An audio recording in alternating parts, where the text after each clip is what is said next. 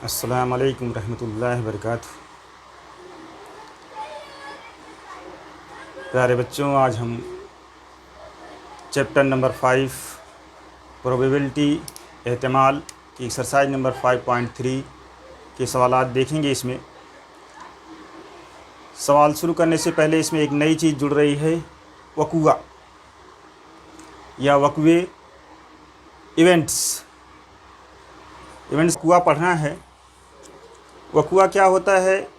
जब कोई पासा या डाइस या कोई और जो है इवेंट या आउटकम जो रहते हैं, बेतरतीब तजर्बा किया जाता है, उसमें से जो हासिलात होते हैं अगर हमारे चाहने के मुताबिक होते हैं, मुवाफ़िक होते हैं, तो उसको उस महसिल को फेवरेबल या मुवाफ़िक महसिल कहा जाता है।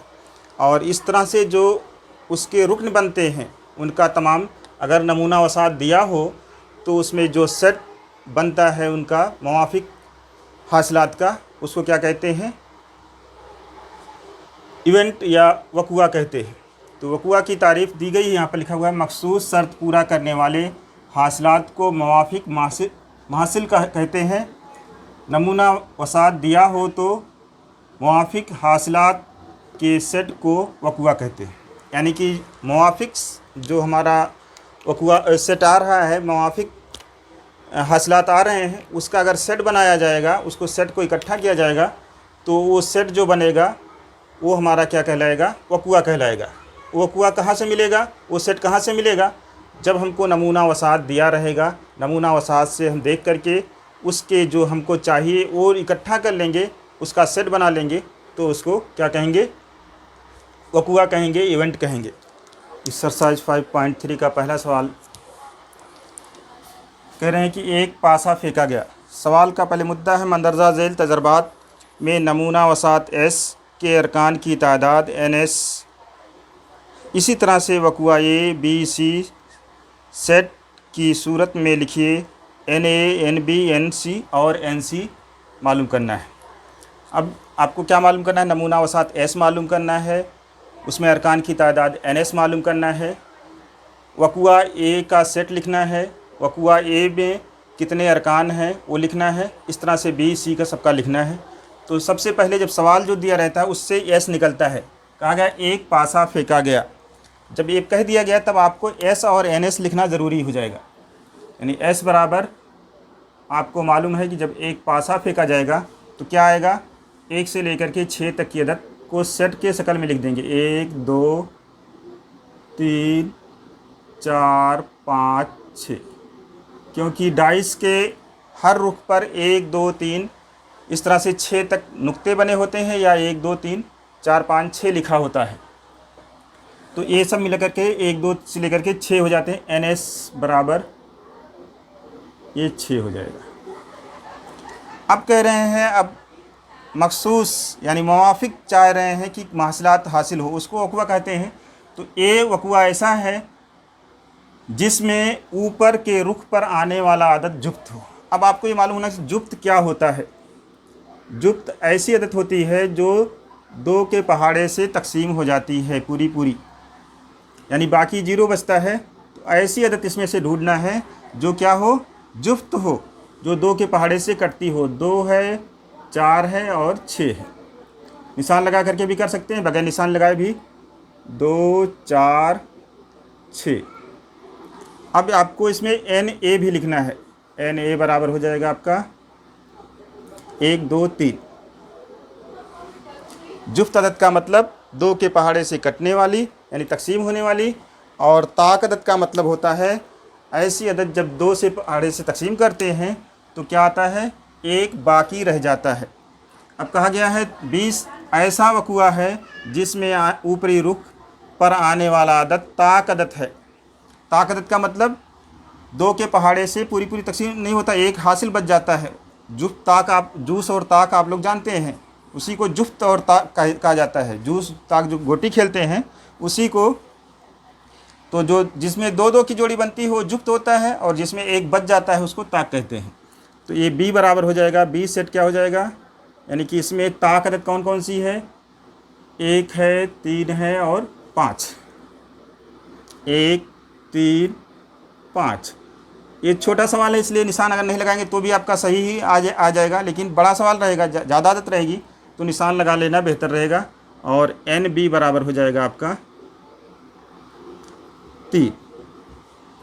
और C यानी तीसरा इसका सवाल पूछा गया इस पर, C ऐसा वक़ुआ है जिसमें ऊपरी रुख पर आने वाला अदद मुफरद अदद हो।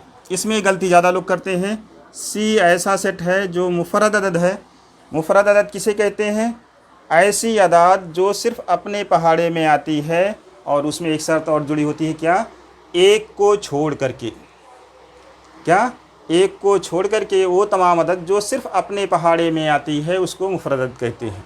और ये भी जान लेना है कि सबसे छोटा जो मुफरद अदद जो होता है वो 2 होता है। तो मुफरद अदद में आपका पहला आ जाएगा 2 आ जाएगा, 3 आ जाएगा और 5 आ जाएगा। एक नहीं लिखा जाएगा, अगर एक लिख देंगे तो गलत हो जाएगा। 2 3 5। और ये जान लीजिए कि आपके बोर्ड के पेपर में सवाल में एक जगह पर आपसे मुफरद अदद अलग करवा के रहेंगे। क्यों? क्योंकि वो पहचानना होगा कि आपको मुफरद अदद लिखना आता है या पहचानना आता है कि नहीं आता है। इसलिए आपको मुफरद अदद का पूरा नॉलेज होना चाहिए कि मुफरद अदद क्या होती है। मुफरद अदद क्या? एक को छोड़ करके, यानी एक मुफरद अदद नहीं होती है, वो तमाम अदद जो सिर्फ़ अपने पहाड़े में आती है उसको मुफरद अदद कहते हैं। फिर दूसरा सवाल है इसका। दूसरे सवाल में कहा गया 2 पासा एक ही वक्त में फेंके गए हैं। तब अब नमूना वसात में अरकान की तादाद वो पूरी 6 लिखना है, 36 वाली। S बराबर क्या हो जाएगा? इस तरह से जिसमें पिछली वीडियो मैंने बताया था 1 2 फिर 1 1 1 2 1 3 1 4 1 5 1 6। फिर इस तरह से 2 1 2 2 लिखते चले जाएंगे और लास्ट तक हमको ये हासिल हो जाएगा। इस तरह से आपकी 6 लाइन बन जाएगी। ये कुल कितने रुकन हो जाएंगे? एक लाइन में 6 रुकन हैं और 6 लाइन हैं, सब मिलाकर के 36 रुकन हो जाएंगे। NS बराबर 36। ये लिखने में थोड़ा सा भारी लगता है आप लोग को, लेकिन कोई मुश्किल चीज़ नहीं है, आसानी से आप लिख सकते हैं, कोई दिक्कत नहीं है। अब इस पर सवाल पूछे गए हैं, ये आपको S लिखने के बाद NS लिखने के बाद वक़ुए दिए गए हैं। पहला वक़ुआ है, ऐसा वक़ुआ है जिसमें ऊपरी रुख पर आने वाला अदाद का मजमुआ 6 का जाफ है। 6 का जाफ का मतलब 6 के पहाड़े से कटता है, 6 के पहाड़े से तकसीम हो जाता है, यानी कि कम से कम 6 आना चाहिए। फिर 6 का पहाड़ा 2 बार पढ़ेंगे 12 और 6 3 18। तो ऊपरी रुख पर आने वाले आदाद का मजमुआ जमा करने पर कम से कम 6 आए और ज़्यादा से ज़्यादा क्या 6 के पहाड़े में आने वाली अदद आनी चाहिए। 6 और 12, 6 के पहाड़े में 6 आता है, 12 आता है, 18 आता है। तो यहाँ पर सबसे ज़्यादा अदद जो है वो कितना है? 6 सबसे बड़ी अदद है, 6 6 है, तो 6 6 12, इससे ज़्यादा अदद नहीं मिलेगी। यानी कि जिसका मजमुआ कितना होता है? 6 होता है, या जिसका मजमुआ 12 होता है उसको हमको इकट्ठा कर लेना है। तो पहली लाइन में देखते हैं हम, 1 5 और 1 को जब जमा करेंगे तो 6 आ जाएगा। फिर इसमें 4 और 2 और 4 को जमा करेंगे तो 6 आ जाएगा। इसमें 3 और 3 को जमा करेंगे तो 6 आ जाएगा। फिर इसमें 4 और 2 को जमा करेंगे तो 6 आ जाएगा, और इसमें 5 और 1 को जमा करेंगे तो 6 आ जाएगा। ये हर एक लाइन से हमको एक एक रुकन मिल रहा है, उसको इकट्ठा कर लेंगे, ये हमारा वक़ुआ A कहलाएगा। A बराबर क्या हो जाएगा? 1 और 5 वाला पहला, दूसरी लाइन से 2 और 4,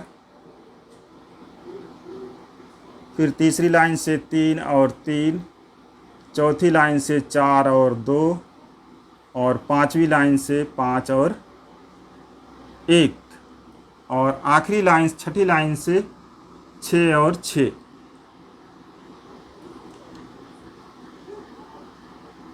ये सब तमाम मिलकर के कितने हो जाएंगे? 1 2 3 4 5 6। हर एक लाइन से एक एक मिला है तो ये 6 हो जाएगा। NA बराबर आपका 6 हो जाएगा। फिर दूसरा कहा गया है, आप निशान लगा लेंगे, आसानी से हो जाएगा।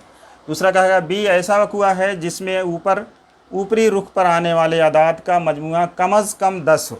यानी कि टोटल करते हैं जो 2 अदद मिलती है, ग्रुप में छोटे कौंस में लिखी है, उसको अगर जमा करते हैं तो कम से कम 10 आना चाहिए। 10 से ज़्यादा 11, 12 जो भी आ जाएगा वो चलेगा, लेकिन 10 से कम वाली को हम नहीं लेंगे।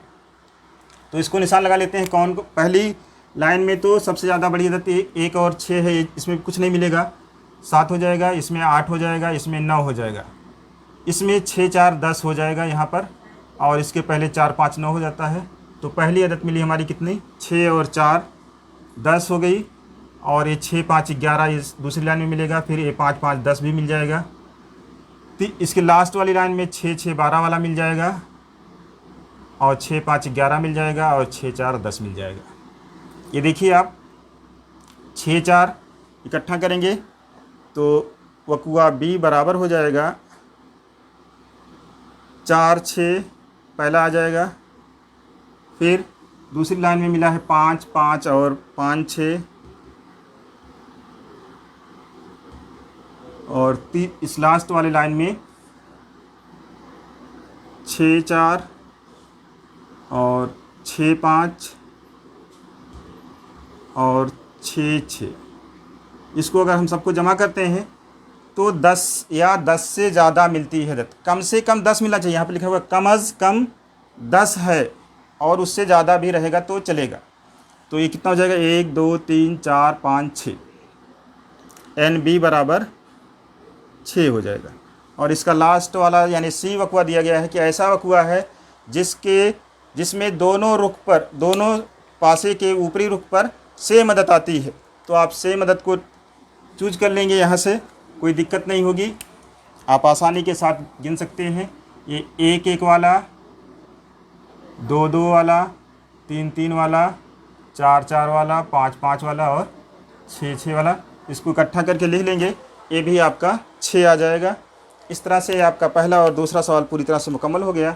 अगर कोई दिक्कत आती है तो कमेंट बॉक्स में लिखिए, इंशाअल्लाह तमाम बातें समझ में आई होंगी। जज़ाकल्लाहु खैर।